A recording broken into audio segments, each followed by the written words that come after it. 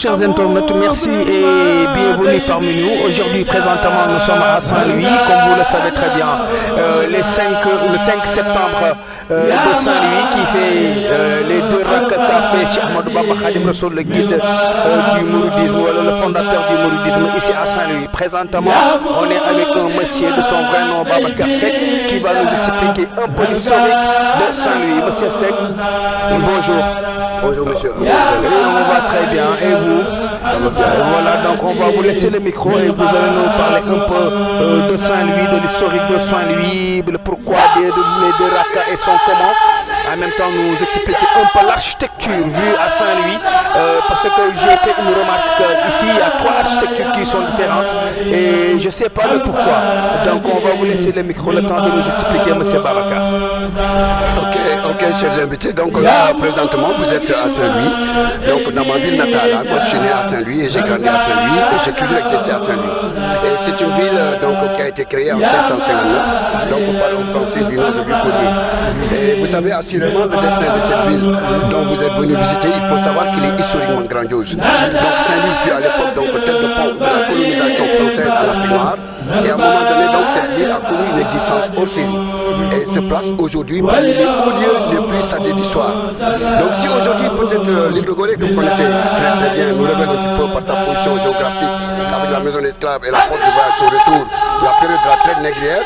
Donc dites-vous bien que Saint-Louis du Sénégal a sa part sur le patrimoine architectural. Et c'est ce beau patrimoine architectural que vous venez de me parler, dont vous avez constaté une sorte de dégradation. Et je vais vous expliquer le pourquoi de cette dégradation, parce que n'oubliez pas que Saint-Louis est une ville donc, qui date de 1759. On a des bâtiments qui datent de très longtemps et qui demandent... Mais dommage que tous les gouvernements qui ont eu à passer au niveau du Sénégal depuis l'indépendance, moi j'ai dit qu'ils ont un peu oublié la ville de Saint-Louis, qui a tout donné au Sénégal. Parce que quand on parle de Saint-Louis a été l'ancienne capitale de l'Afrique occidentale française jusqu'en 1902, et c'est en 1902 qu'ils ont transféré la capitale de Saint-Louis à Dakar. Mais quand il y a eu le premier transfert de la capitale de la OEF, moi j'ai partie des Saint-Louisiens nantis qui avaient des sous et qui résidaient dans cette capitale. Quand il y a eu le transfert de la capitale de la OEF, ils ont plié bagages et ils sont allés s'installer à Dakar. Mais le reste des Saint-Louisiens donc sont restés. Pourquoi? Parce que Saint-Louis a toujours continué d'abriter la capitale du Sénégal. Mais quand l'État sénégalais a décidé maintenant de transférer la capitale du Sénégal à Dakar, et c'est là où les quelques Saint-Louisiens qui restaient nantis se sont dit comme qu'ils ont transféré la OEF, ils ont transféré la capitale du Sénégal, ce qui veut dire qu'il n'y a plus rien du tout à faire dans cette ville. C'est là où ils ont pris les bagages aussi et allé s'installer à Dakar.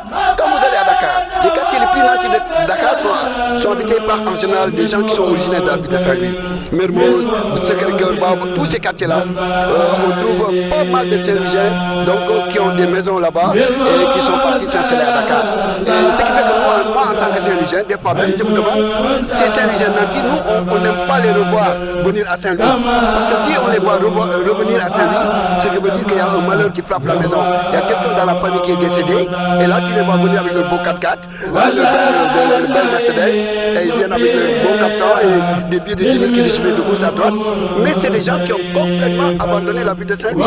Saint-Louis a tout donné à l'Afrique francophone. Tous les grands nantis de l'Afrique de l'Ouest donc, ont fait leurs études au niveau de Saint-Louis. Première école primaire d'Afrique de l'Ouest, c'était l'école Brière de Lys qui porte le nom d'Abdou Diouf maintenant, qui était notre deuxième président de la République. Premier lycée d'Afrique, c'est le lycée fédéral. Le lycée qui a formé la majeure partie des cadres africains ont été formés dans ce lycée. On a aussi un lycée d'excellence qu'on appelle le lycée Ahmed Fall, qui a formé beaucoup de cadres au niveau des femmes aujourd'hui. Et la preuve, récemment, j'ai une fille qui devrait recevoir ses diplômes parce qu'elle a bien travaillé, elle méritait un cadeau. Et moi j'étais là-bas et j'ai vu qu'il y avait des grandes tables. Moi, je ne savais même pas que ces grandes tables ont fait leurs études cycle secondaire dans ce lycée. Mais ça m'a vraiment touché le fait de les voir tous revenir pour donner de l'élan à ces élèves qui ont tant, donc beaucoup travaillé. Et Saint-Louis, à l'époque, était divisé en deux parties. L'île. La partie sud où on est actuellement, c'était la partie catholique. Mais le nord, c'était la partie musulmane. Et ce qui a amené, vous avez la construction de la grande mosquée qui date de 1847, délimitée par El Hadj Oumar Foutiyou Tall, qui est un grand marabout en 1825. Un marabout qui a, on peut dire, propulsé l'islam au niveau de la région nord. La preuve, quand vous remontez dans le Sénégal, c'est à Saint-Louis où on voit une forte colonie donc musulmane. Et pourquoi? Parce que l'islam est allé tardivement dans les contrées, surtout dans le sud et donc à l'est du pays, dans le Sine Saloum. Parce que quand vous allez dans le Sine Saloum, c'est à majorité catholique, vous allez en Casamance, c'est à majorité catholique. Mais au niveau de la région nord, c'est à majorité donc musulmane. C'est grâce à ce grand monsieur du nom de grand marabout du nom de El Hadj Oumar Foutiyou Tall, dont aujourd'hui le lycée porte son nom, le lycée fédéral porte son nom.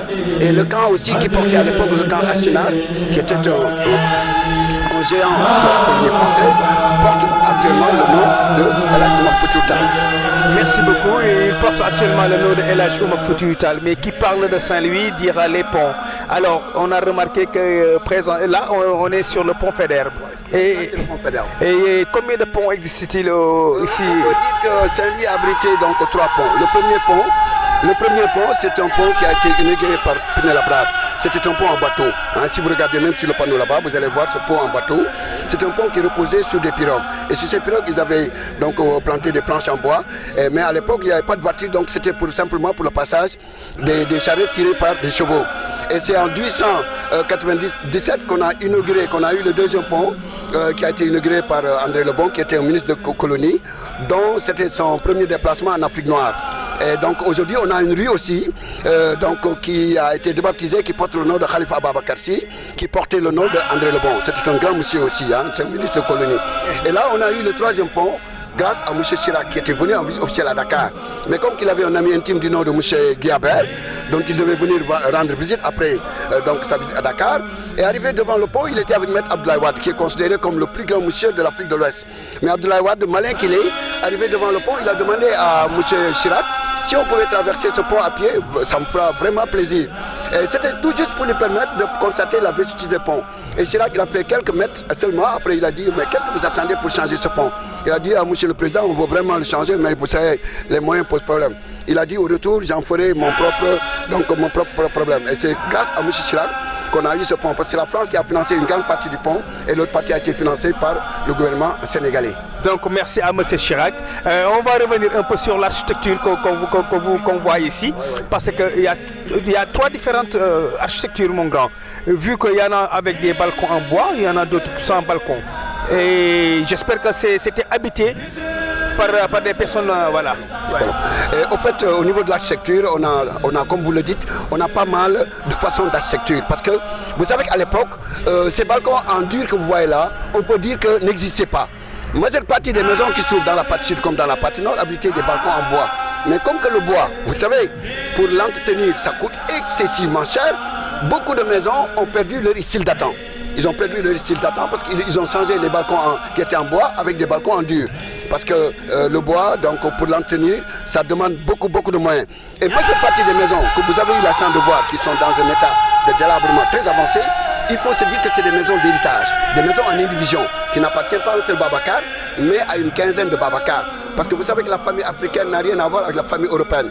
Nous, d'après l'islam, on a droit à 4 femmes, et derrière les 4 femmes, on a beaucoup de Sénégalais qui se retrouvent avec 2 équipes nationales, ils remplacent ça. M'excusez du terme, parce que nous, en quelque sorte, la main d'œuvre, on en a besoin. Si vous allez au niveau de la pêche, ils en ont besoin. Si vous allez au niveau aussi, donc à l'intérieur des terres, les paysans en ont besoin pour exploiter la terre. Parce qu'à l'époque, celui qui avait plus d'enfants était toujours considéré comme le plus riche. Quand on parle d'enfants, bon, ça me rappelle un peu les Signares. Pourquoi les Signares? Et c'était quoi les Signares? Non, les Signares, c'était des descendantes, c'est des descendantes issues du métissage, des femmes africaines qui se mariaient bien sûr avec des Européens. Et donc ce sont des mariages qu'on appelait les mariages mixtes, mais des mariages qui unissaient blancs et noirs, mais qui étaient à l'époque combattus par l'Église qui était contre de ces mariages, mais encouragés par l'administration coloniale. Parce que l'administration, ces mariages avaient fait beaucoup d'adeptes au niveau des gouverneurs. Quand tu prends l'exemple du gouverneur Faidherbe, il avait une femme Signare. Et c'est Faidherbe lui-même qui a propulsé les femmes au devant de la scène. Vous savez que ce sont les femmes Signares, on peut dire presque qui ont chassé les Baudelaire du commerce, elles ont pris le monopole. Et aujourd'hui, quand on parle de Saint-Louis, on parle de Marie-Madame Diallo, qui est une descendante de famille Signare. Marie-Madeleine, si vous la voyez marcher, si vous la voyez parler, là je crois que ça mérite 270 km pour venir la voir et pour venir l'écouter. Parce qu'elle a une façon de parler qui est vraiment typique, originale donc, des femmes Signares. Et ce sont des femmes, à chaque 5 heures, elles mettaient le plus beau paille et elles se mettaient sur les balcons pour être appréciées bien sûr par les militaires qui se promenaient aussi chaque soir à certaines heures. Et il n'y a pas un militaire qui marchait en regardant en bas, il regardait tous en haut. C'était pour permettre d'avoir une belle vue sur ces belles dames qui étaient très belles et qui se mariaient avec aussi les Européens parce qu'ils savaient les soigner à la façon africaine. Hein. Ils savaient les soigner à la façon africaine. Et ce sont des mariages qu'on appelait des mariages par intérêt, vus par du moins l'église, parce que tu vois, il y a des femmes qui se marient avec des Européens, mais simplement parce qu'elles voulaient en tirer profit. Et ça, on voit ça jusqu'à nos jours. On a beaucoup de femmes africaines qui aujourd'hui se marient avec bien sûr des Européens, mais on peut dire que sur 100 mariages, il y a 20 qui sont des mariages vrais. Tout le reste, la femme elle a envie d'aller en Europe, ou bien l'homme il a envie d'aller en Europe. Et donc arrivé en Europe, souvent c'est des petites disputes, ou bien l'homme essaie de s'évader un petit peu. On va parler Saint-Louis sans parler du Thiéboudiène Penambay. Ah, le Thiéboudiène Penambay, la dame qui a créé le Thiéboudiène Penambay, elle habitait dans le quartier des pêcheurs. Si vous voyez quand même, on dit Thiéboudiène de Penambay, ça veut dire que c'est une dame. Un jour, elle est partie au marché, elle a acheté ses quelques bricoles, tomates, nyama et consorts. Et en préparant, elle ne savait pas que ça va être apprécié par les gens. Et quand elle a préparé, elle a mis tous ses épices, ingrédients, et après la cuisine, elle a servi à des gens qui ont beaucoup apprécié. On a même appelé des Européens qui sont venus goûter. Ils ont trouvé le riz au poisson très très bon. Et ce qui a fait même la publicité de ce Thiéboudiène qui est connu aujourd'hui au niveau international, au niveau mondial. Moi je travaille dans le secteur du tourisme. Quand on va dans les restaurants de touristes, le premier plat qu'ils demandent c'est le Thiéboudiène Penambay. Après le Thiéboudiène Penambay, on va aller directement à la gouvernance. On avait convoqué... Parlant de l'historique du grand marabout Cheikh Ahmadou Bamba, vous savez que c'est un monsieur qui a tout fait pour le monde entier. Je ne dirais pas pour l'Afrique, mais pour le monde entier. Parce qu'aujourd'hui, si on vit tranquillement, si on vit aisément, si on vit sans peur, c'est grâce à ce grand marabout du nom de Cheikh Ahmadou Bamba. Il a tout fait pour vraiment propulser le monde au devant de la scène musulmane. Hein?